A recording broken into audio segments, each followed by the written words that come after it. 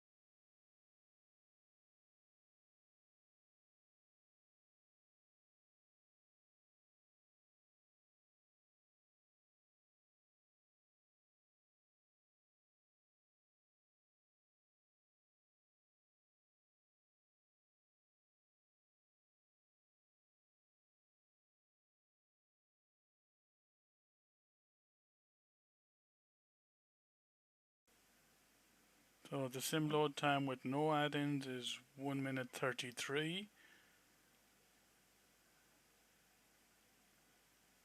and the bottom one with 140 add-ins is still loading.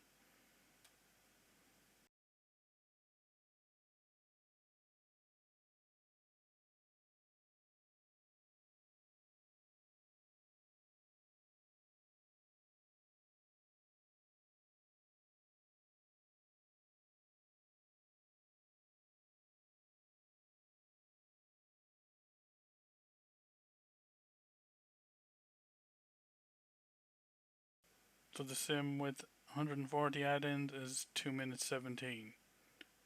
So the add-ins in the community folder do affect the load in time.